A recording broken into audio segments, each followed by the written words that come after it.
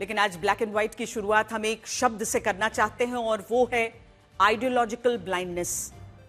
हिंदी में इसका अर्थ होता है वैचारिक अंधापन, जो लोगों के देखने और समझने की क्षमता को सिलेक्टिव बना देता है। जैसे हमारे देश में ऐसे कई लोग हैं जो ये तो जानते हैं कि भारत से 4000 किलोमीटर दूर गाजा में फिलिस्तीन के मुसलमानों के साथ क्या हो रहा है, लेकिन इन्हीं लोगों से जब आप बांग्लादेश में अल्पसंख्यक हिंदुओं पर हो रहे अत्याचार की बात करते हैं तो ये लोग उस पर चुप्पी साध लेते हैं। और वैचारिक अंधेपन में इन लोगों को बांग्लादेश के हिंदुओं की दर्दनाक पीड़ा दिखाई ही नहीं देती। इस आइडियोलॉजिकल ब्लाइंडनेस या वैचारिक अंधेपन को आप इन 3 खबरों से भी समझ सकते हैं। इनमें पहली खबर जम्मू कश्मीर से है, जहां एक क्रिकेट खिलाड़ी ने लीग मैच के दौरान अपने हेलमेट पर फिलिस्तीन के झंडे का स्टिकर लगाया हुआ था। इस खिलाड़ी का नाम फुरकान भट्ट है और ये पुलवामा जिले का रहने वाला है।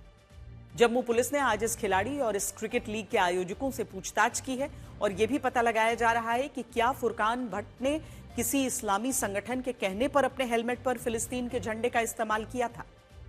दूसरी खबर महाराष्ट्र के पालघर से है, जहां एक दुकान में लाउडस्पीकर पर भारत विरोधी गाने बजाए जा रहे थे और इनमें भी एक गाने के बोल थे कश्मीर बनेगा पाकिस्तान। पुलिस ने खुद पेट्रोलिंग के दौरान इन भारत विरोधी गानों का संज्ञान लिया और इसके बाद 25 वर्षीय आरोपी अब्दुल रहमान को गिरफ्तार कर लिया। और इन दोनों खबरों से आप ये समझ पाएंगे कि हमारे देश में ऐसे लोग भी हैं जो अलग अलग मंचों से फिलिस्तीन के मुसलमानों की बात करना चाहते हैं और ऐसे लोग भी हैं जो खाते भारत की हैं लेकिन गाते पाकिस्तान की हैं। लेकिन अब आप तीसरी खबर को देखिए जो उसी वैचारिक अंधेपन का शिकार हुई है जिसका हमने शुरुआत में जिक्र किया था। यह खबर बांग्लादेश से आई है, जहां 31 दिसंबर की रात को कट्टरपंथियों की भीड़ ने एक अल्पसंख्यक हिंदू पर हमला किया, उसे जिंदा जलाने की कोशिश की।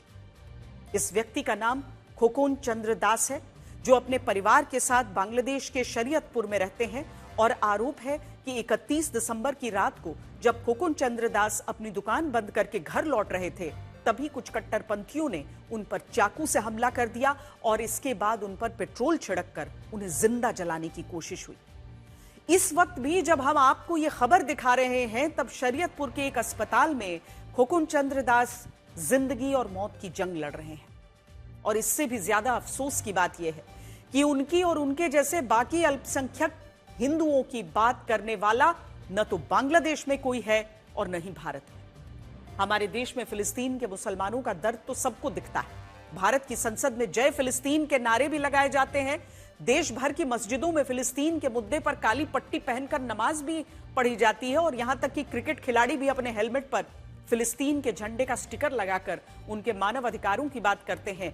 लेकिन बांग्लादेश में अल्पसंख्यक हिंदुओं के साथ जो कुछ हो रहा है उस पर ऑल आइज ऑन बांग्लादेश और हिंदू लाइव्स मैटर कहने वाला कोई नहीं दिखता।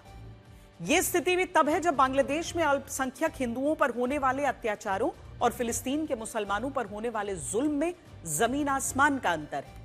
फिलिस्तीन में जो कुछ हो रहा है उसके पीछे हमास जैसा आतंकवादी संगठन है। 7 अक्टूबर 2023 को जब हमास ने इजराइल पर आतंकवादी हमला किया तब इजराइल ने गाजा पर बमबारी की, लेकिन बांग्लादेश में अल्पसंख्यक हिंदुओं पर जो अत्याचार हो रहे हैं उसके पीछे सिर्फ और सिर्फ कट्टरपंथियों की धार्मिक नफरत है। बांग्लादेश के हिंदुओं का न तो छात्र नेता उस्मान हादी की हत्या से कोई संबंध है और न ही बांग्लादेश के मौजूदा राजनीतिक हालात से हिंदुओं का कोई लेना देना है। लेकिन इसके बावजूद सिर्फ हिंदू होने के लिए बांग्लादेश में कई लोगों को निशाना बनाया जा रहा है और अल्पसंख्यक हिंदुओं के घरों को आग लगाई जा रही है। इसके अलावा फिलिस्तीन में जो कुछ हो रहा है उसके पीछे युद्ध जैसे हालात जिम्मेदार हैं और इस युद्ध को अमेरिका के राष्ट्रपति डोनाल्ड ट्रंप खुद रुकवा रहे हैं। लेकिन बांग्लादेश में अल्पसंख्यक हिंदुओं पर किसी युद्ध की वजह से हमले नहीं हो रहे। बांग्लादेश में तो सांप्रदायिक नफरत में हिंदुओं को जलाकर मारा जा रहा है। और बड़ी बात यह है कि इस अत्याचार को वैचारिक अंधेपन में नजरअंदाज कर दिया जाता है और कोई इसे रोकने के लिए आगे नहीं आता। संयुक्त राष्ट्र के अनुसार साल 1951 में गाजा की कुल आबादी 1,41,000 थी और वहां 95% से ज्यादा मुसलमान रहते थे। आज भी इसमें ज्यादा बदलाव नहीं आया है। आज गाजा में 20 लाख लोगों की आबादी रहती है, जिनमें 99% से ज्यादा मुसलमान हैं। लेकिन दूसरी तरफ आप बांग्लादेश को देखिए, 1951 में जब बांग्लादेश पूर्वी पाकिस्तान हुआ करता था, तब वहां 23% हिंदू रहते थे। इसके बाद वहां हिंदुओं की आबादी तेजी से सिकुड़ती गई और आज बांग्लादेश में 8% से कम हिंदू बचे हैं।